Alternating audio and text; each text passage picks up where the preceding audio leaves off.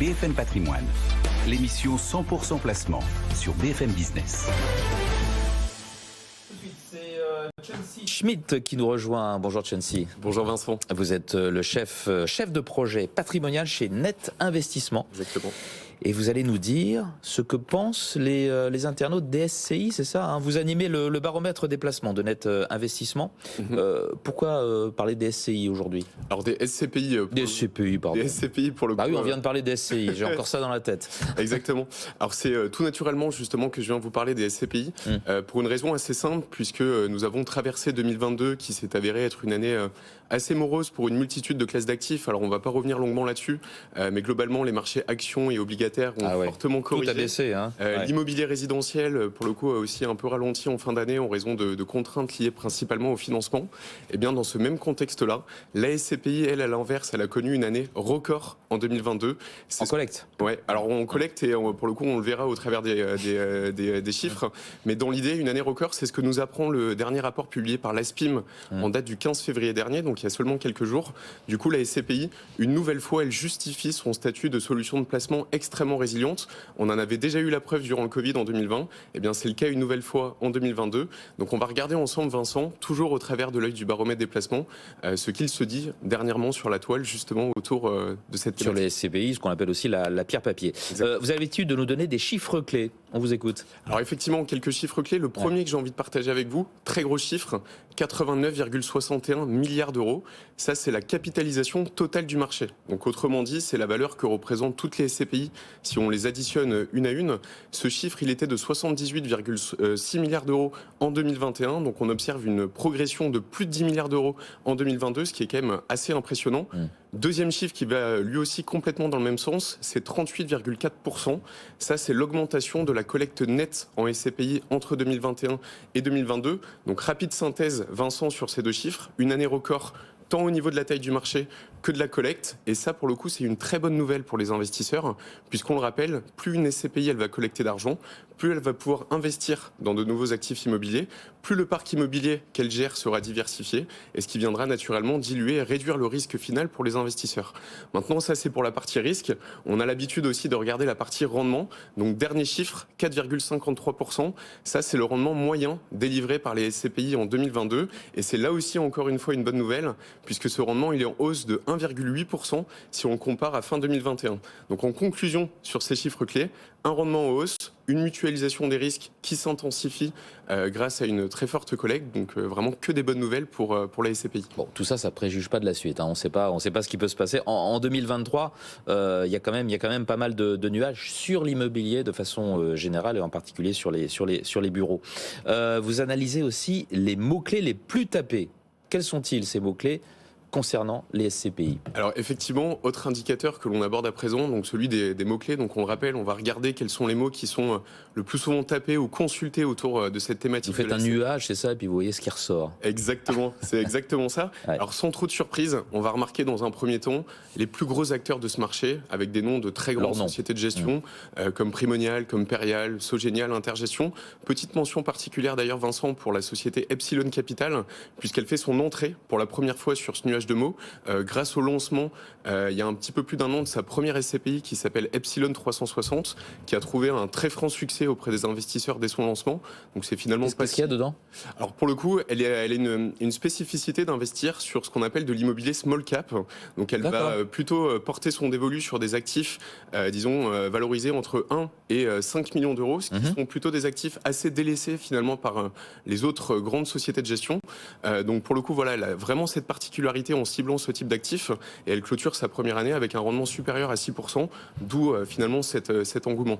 Maintenant, on va aussi et surtout retrouver une mention qui est assez inhabituelle sur ce nuage de mots, qu'on n'avait pas l'habitude d'observer jusqu'ici. Elle se situe tout en haut de ce nuage de mots pour nos téléspectateurs qui voient certainement ce nuage apparaître devant eux à l'écran.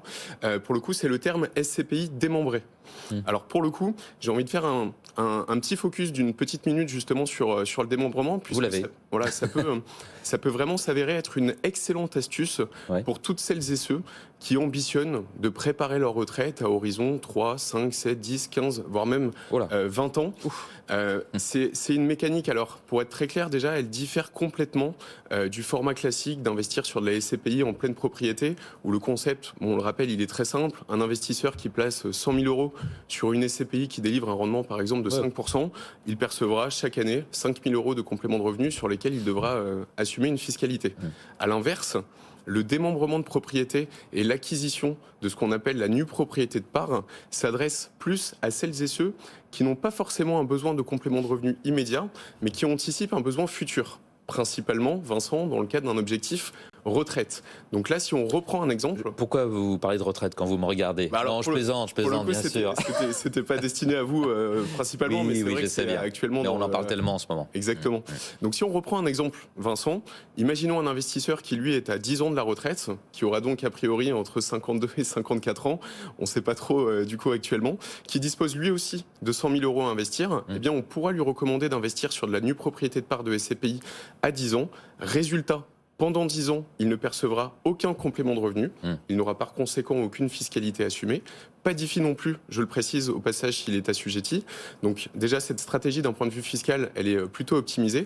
Maintenant, ça va beaucoup plus loin que ça, puisque pour compenser son manque à gagner associé à la non-perception des loyers, voilà, pendant 10 ans, il va acheter... Comme les appartements. Exactement. Il va acheter ses parts de SCPI avec une décote. Et si on reprend cet exemple à 10 ans, la décote, elle s'établit en moyenne à 32%.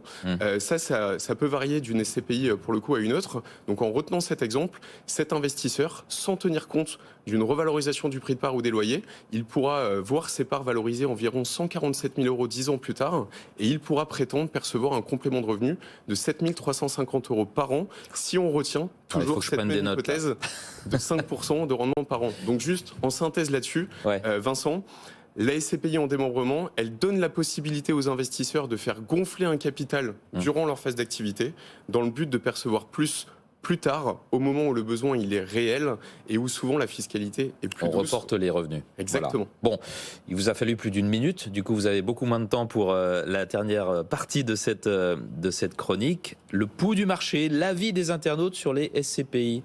Allez, en 2 minutes. Alors très, très succinctement, pour le coup c'est pas très étonnant au vu de ce qu'on vient de se dire.